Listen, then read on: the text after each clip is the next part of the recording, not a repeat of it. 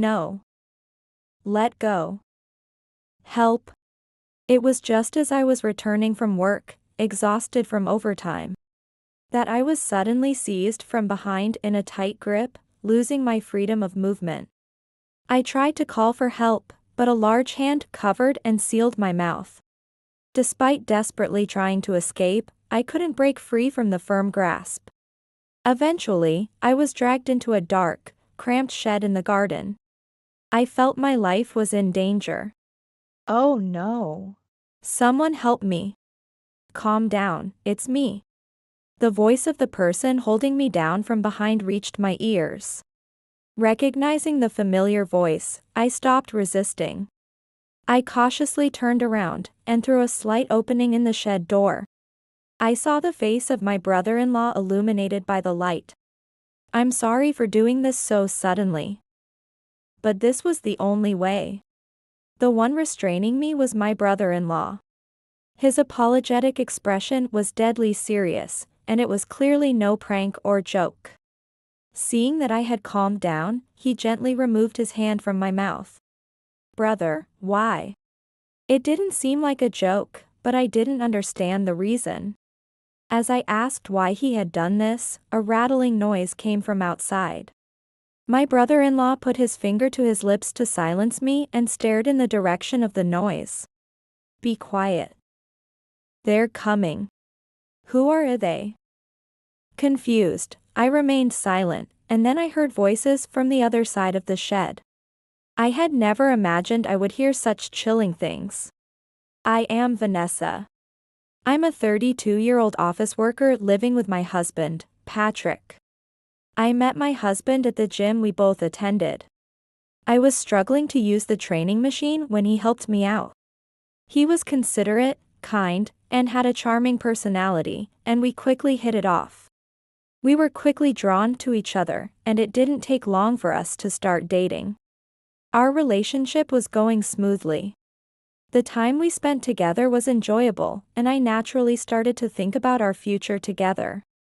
Patrick felt the same way, and during our dating period, he often hinted at a future together, including marriage.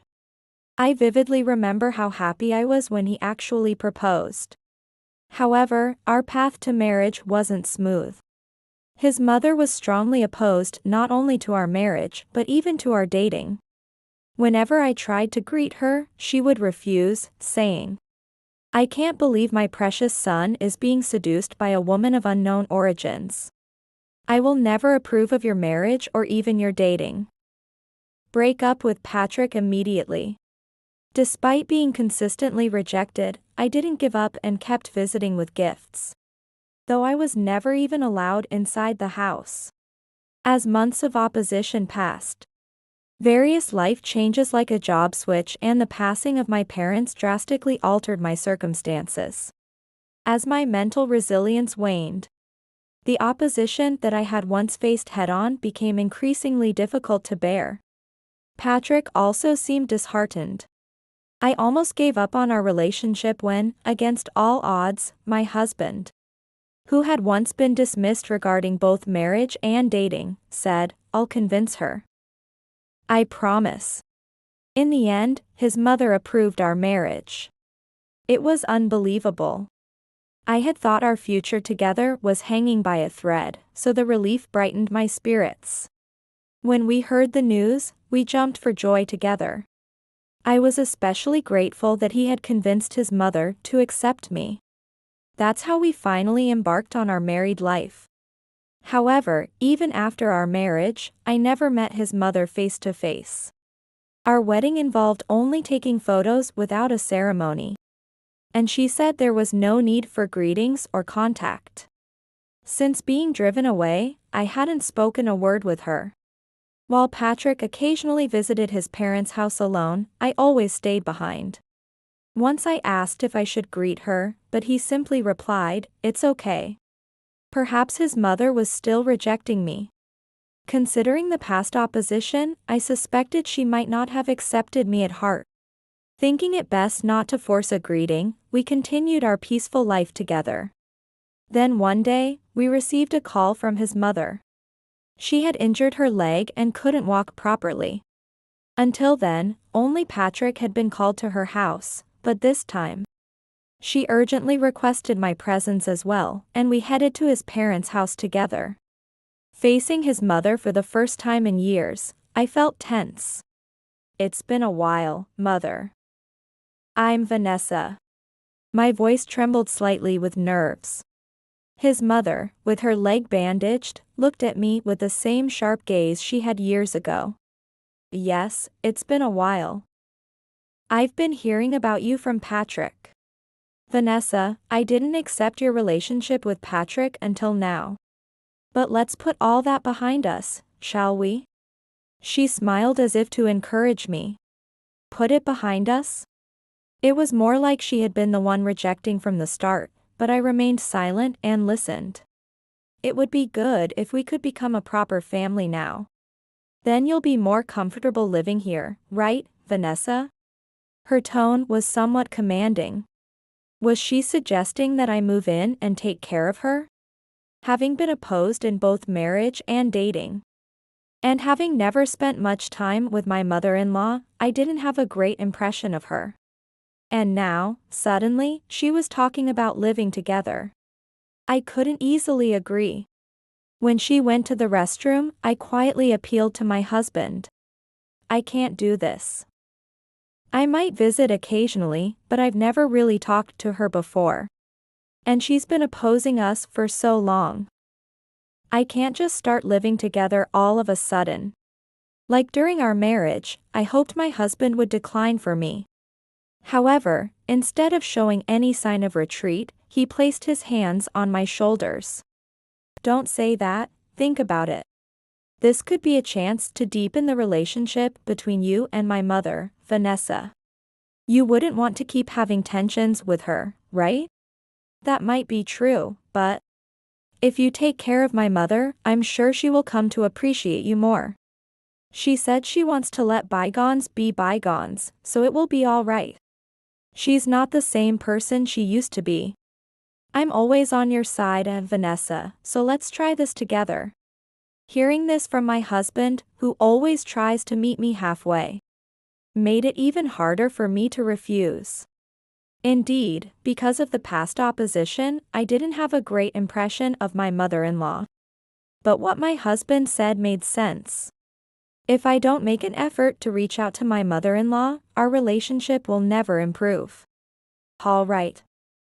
Since it seems she's having trouble walking, I'll agree to live together. Thank you, Vanessa. That's just like you. Reluctantly, but reassured by my husband's support, I agreed to live with my mother-in-law. A few days after deciding to move in, we transferred all our belongings to my in-laws' house. While chuckling at the amount of stacked boxes, I stepped into the hallway to carry some unpacked items to the room. That's when I saw a man in his late 30s with a scowl, a stranger, standing at the end of the corridor. I gasped in surprise. Who could he be? Yet, certain he must be part of my husband's family. I'm Vanessa, Patrick's wife. Nice to meet you. Excuse me for asking, but may I know your name? Though I managed the greeting, before I could inquire who he was. The man merely glanced at me, gave a slight nod, and went into a room. I was left unsure of his identity. Just then, as Patrick passed by in the hallway tidying up, I quickly caught him and pointed to the door the man had entered, telling him about the incident. Patrick looked at the door with disgust. That's my brother. Your brother? I had never heard of him having a brother. He's a hopeless shut-in. I wonder how long he'll stay at home. I really wish he'd leave. It's truly a nuisance just having him here. You don't like it either, right? The brother was apparently Steve. For some reason, my husband strongly disliked him. Conversely, my mother-in-law was very fond of her shut-in son. From what my mother-in-law told me, Steve was academically and athletically gifted. Even called a prodigy, but one day, he just became a shut-in. while my mother-in-law lamented his sudden reclusion. She seemed happy to have her precious son at home and wasn't too upset about it. Steve rarely left his room. Hearing about him from both made him seem unapproachable. Being a shut-in, I seldom saw his face, and on the rare occasions I did, his expression was always stern. It felt as if he was emitting a stay-away vibe. There was something ominously difficult about him, and I couldn't help but feel frightened. After moving into my in-laws' home, just as I was getting used to the house, my mother-in-law's attitude, which initially promised to let bygones be bygones, began to change. Vanessa, the kitchen isn't cleaned up. And this cleaning here is lacking. Are you really Patrick's wife? Perhaps because of her injured leg. My mother-in-law left all the housework to me and started complaining. She had recovered enough to walk around quite a bit, but there was no sign of her doing any housework. As I also worked, it was difficult to manage perfect housekeeping every day. Despite trying to get her to understand, she would never agree. Moreover, she demanded care for her personal needs. The burden only grew, making it very hard for me. I reluctantly told my husband, "I'm too busy with work to meet your mother's daily housekeeping standards." His response was not supportive. "That's your fault, Vanessa. No wonder my mother is upset. Do better next time." Despite his promise to work together, it was always me who ended up caring for his mother in place of my increasingly overtime-bound husband. The housework we used to share seemed to be ignored by him under his mother's influence. The husband who had promised to be on my side had, at some point, started siding with his mother. But it wasn't just that. "You haven't finished folding the laundry again. You're useless, Vanessa. Give me money. Now." "What? Money? Why?" "It's a penalty for not being able to do the housework and making my mother angry. You deserve a penalty since you didn't manage." My income was confiscated by my husband for not managing the housework well. I only received the bare minimum for living expenses. My mother-in-law and husband used my confiscated money to buy whatever they wanted and indulged in luxuries. Meanwhile, I was forced to live frugally. My husband wasn't originally like this, but now any trace of his former kindness was gone. Yet, I still wanted to believe in him. I thought maybe he was just temporarily influenced by his mother, and that he would return to his old self. Holding on to that belief, I continued to do the various household chores after my mother-in-law and husband had gone to bed. One night, as I was washing up in the kitchen, Steve appeared in the dimly lit hallway. Ah. "Brother-in-law. Sorry, it's late at night. Did I disturb you?" I was inwardly startled by the rare encounter. Although I had tried to be as quiet as possible, I worried I might have woken him. "No, it's fine. Don't worry about it." That was the first time I heard Steve's voice. Until then, it had just been nods of acknowledgement, so I was surprised he could speak. With a low, calm voice, he took a drink from the fridge and returned to his room. Though we rarely spoke and he still had an unapproachable dark aura, I didn't think he was as bad as my husband hated. Maybe it was because I unconsciously compared him to my nagging mother-in-law and the husband who had lost his kindness. I felt a strange relief being able to talk normally, and I continued my chores. A few days later, one morning when I had to leave home earlier than usual for work, I hurriedly finished preparing breakfast. "Vanessa, could you organize this shelf for me? I want to put in some new magazines I bought. And clean it up a bit while you're at it. Please do it now." As she spoke, my mother-in-law pointed to a bookshelf crammed haphazardly with books and files. A shelf she always managed carelessly. It would take a decent amount of time to organize. However, the clock was ticking towards the time I needed to leave for work. I really didn't have the time. I'm sorry, I have to go to work now. I'll take care of the bookshelf when I get back. I don't care about your job. I'm in trouble here, can you organize it now? Reluctantly, as I tried to decline, my mother-in-law became angry, urging me to hurry. She could easily do the organizing herself. But it was I who was truly inconvenienced by her unreasonable demands. Even as I prepared for work, she continued to grumble and make snide remarks. Not wanting to upset her further, I asked my husband, who had a later start, to take care of the shelf. However, his response was not pleasant. That's a job your mother asked you to do. If you didn't have time, you should have woken up earlier. Don't push your failures onto me, okay? My husband rebuked me with a displeased look, acting as if he knew nothing of the matter. My mother-in-law's foot had healed a while back, and he still had time before he needed to leave. He could have easily helped his own mother. Why was he being so unreasonable? My mother-in-law continued to press, just do it quickly. And my husband blamed me for not waking up earlier. It was almost time for me to leave. I'm really sorry, but I must go now. I promise I'll do it when I get back. I really don't have time right now, so excuse me. Regardless of what they said, I had to go to work, so I rushed out of the house, escaping from them. Hey, Vanessa. Are you abandoning your family responsibilities? Wait.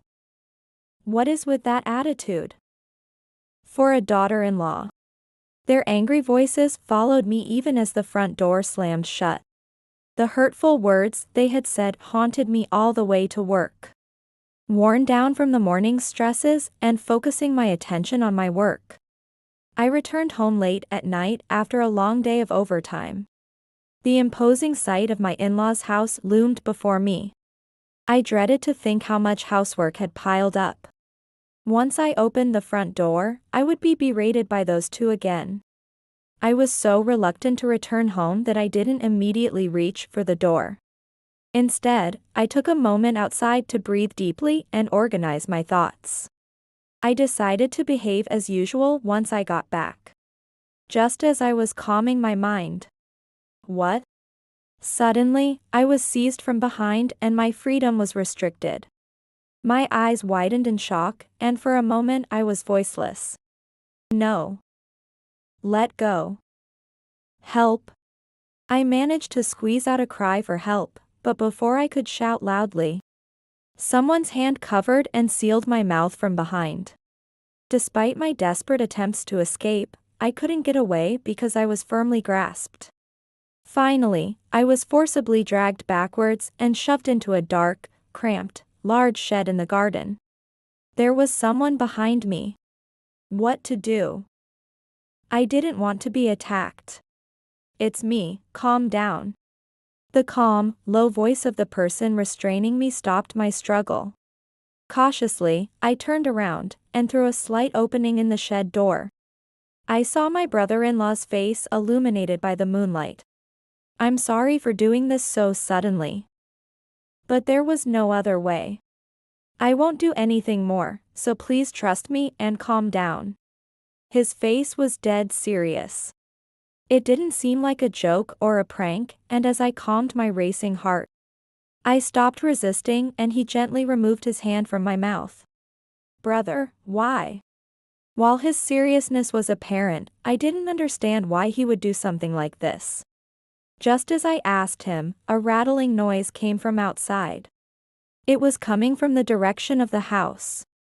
My brother-in-law put his finger to his lips to silence me, then stared in the direction of the noise. Be quiet.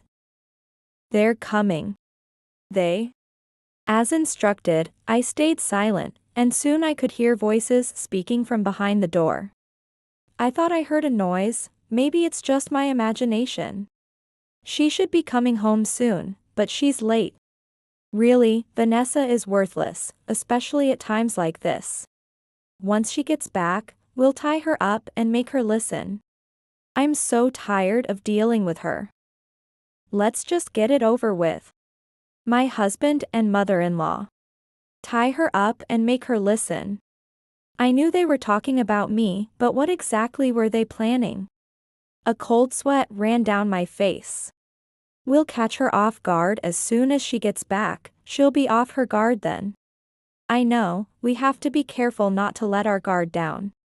We finally approved your marriage for this reason, right? Make sure she can't resist when we. Hearing their conversation, I was horrified. My husband and mother-in-law were plotting something truly dreadful. My mind raced with panic. If I had gone home as usual, I might have been in mortal danger. Let's go inside and confirm the plan again. It's not good if someone hears us outside. At my husband's suggestion, the two of them went inside the house. I heard the front door close, and quietly, I stepped out of the shed with my brother-in-law. My heart was pounding unpleasantly. Relieved that we hadn't been found, but still distressed by their terrifying conversation. I knew that if those two caught us, it wouldn't end well. I'm really sorry for having such a mother and brother.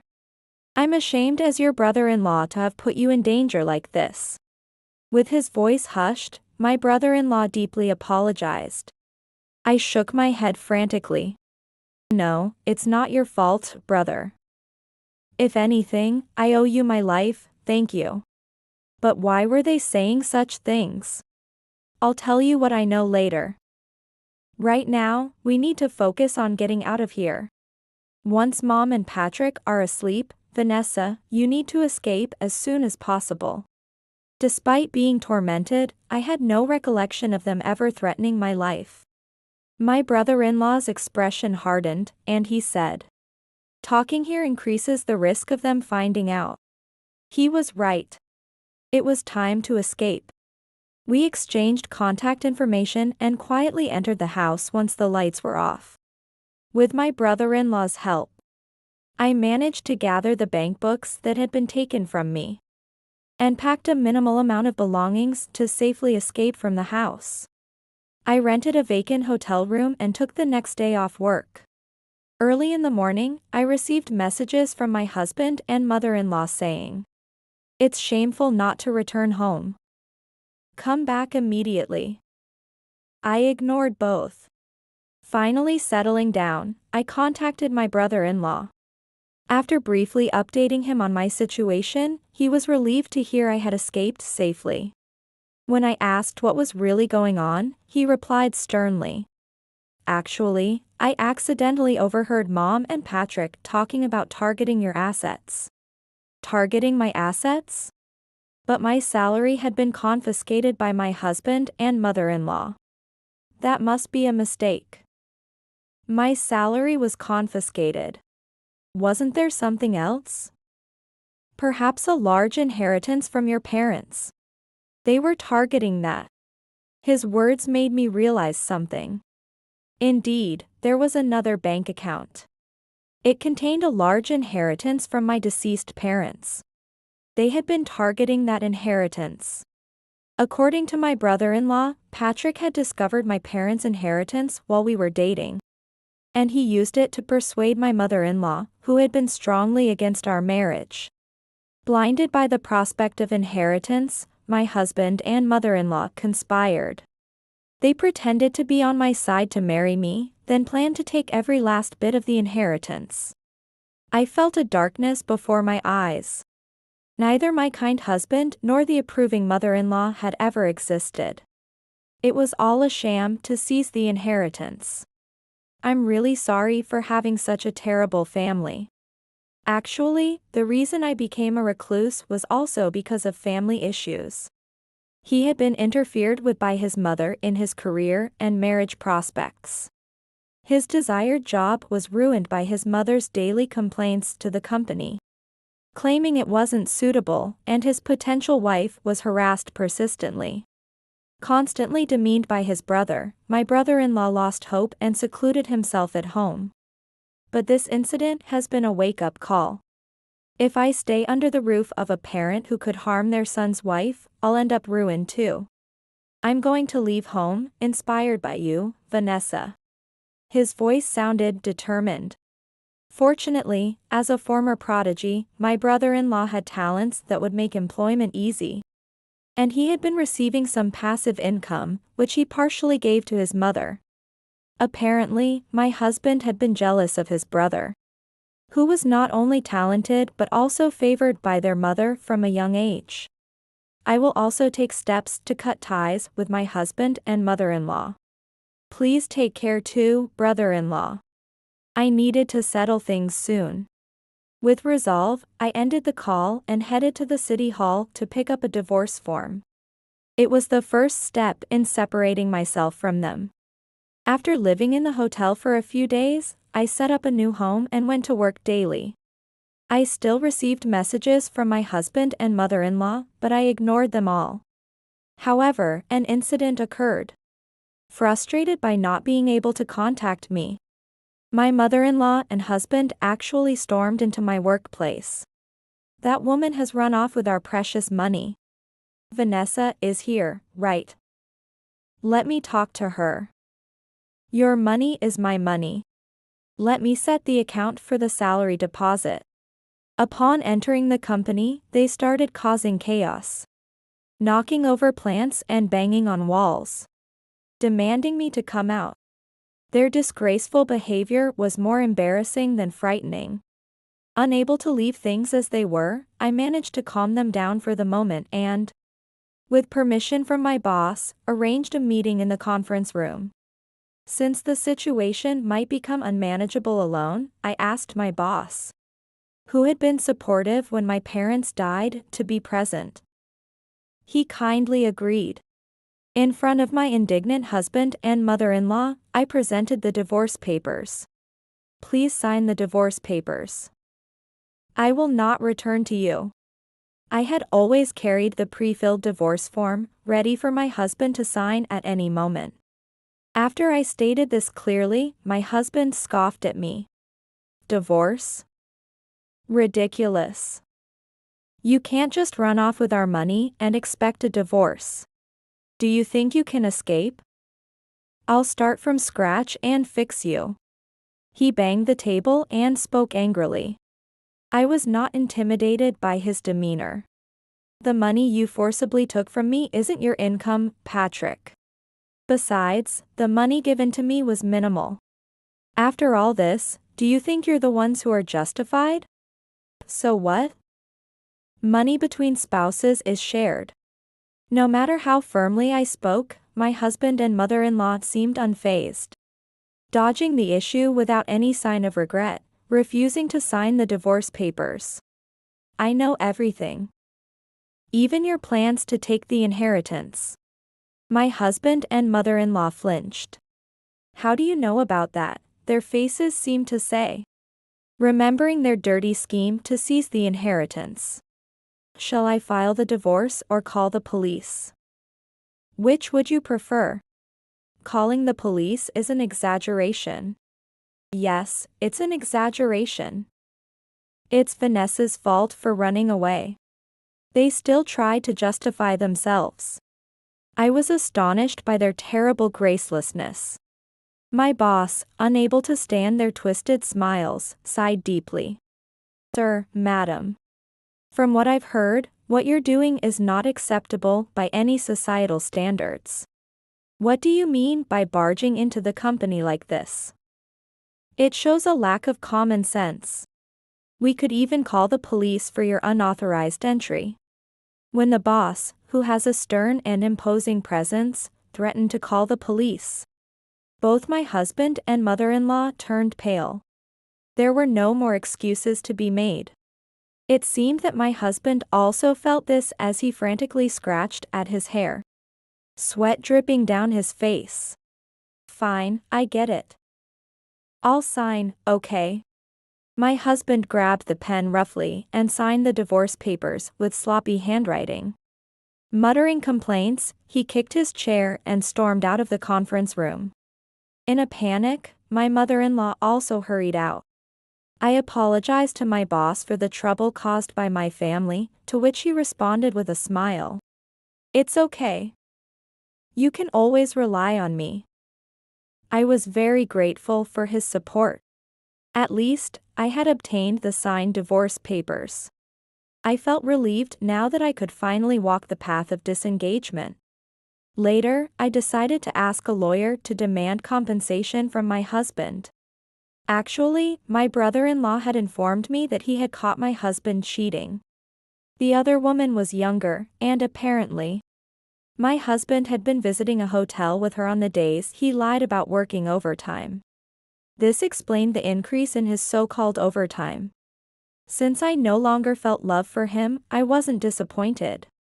All the resentment was towards my husband, who left all the housework and care of his mother to me while taking away my money and enjoying himself freely. The compensation was minimal, as it was based on his fault in the divorce. But he seemed displeased just to be asked for it. What the hell, compensation? Vanessa has no right to demand such a thing from me. You were the one who cheated. Just pay the compensation, please. Huh? A little cheating is fine. You're being too narrow-minded. Withdraw the compensation right now. Was he even aware of what he had done? His selfish remarks were chilling. The lawyer, standing beside me, mentioned, "You should be thankful to Vanessa. The compensation could have been much higher." Reluctantly, not wanting to increase the amount any further, my husband backed down.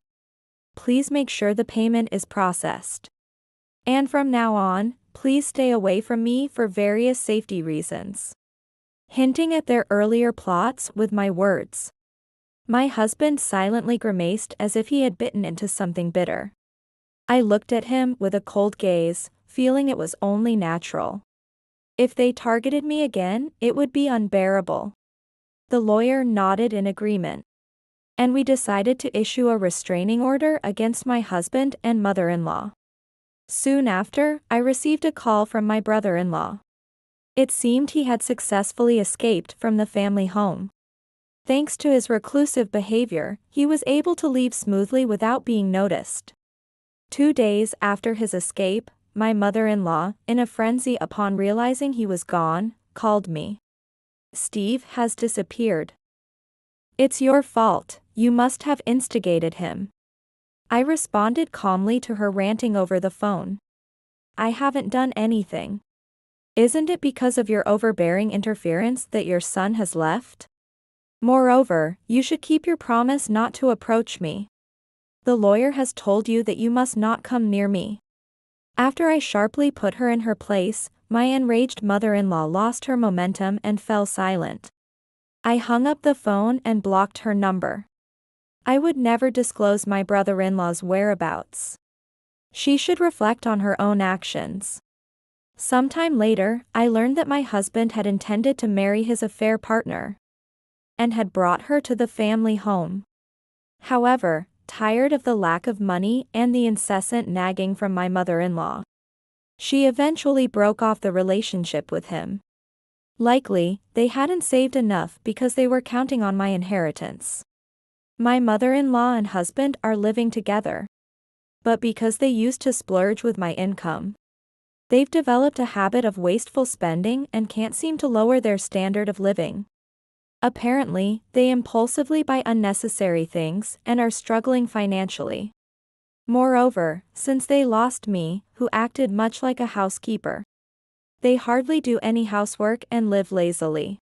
As a result, their home has turned into a garbage dump. Feeling weakened by their deteriorating living conditions, my husband made a desperate plea. I was wrong. "Can we start over?" However, using the restraining order as a shield, I immediately refused and blocked his calls. I will never forget their attempt to harm me for my inheritance. The family home had become decrepit, with weeds overgrowing in the garden and a gloomy atmosphere, making it known in the neighborhood as a haunted house. Meanwhile, my brother-in-law and I celebrated our newfound freedom. "Thank you, Vanessa. Thanks to you, I can start over in life." Released physically and emotionally, my brother-in-law seemed softer in demeanor. He was my comrade in escaping that house. Now, neither of us was bound to that place anymore. Steve and I had taken the first steps towards leading our own free lives.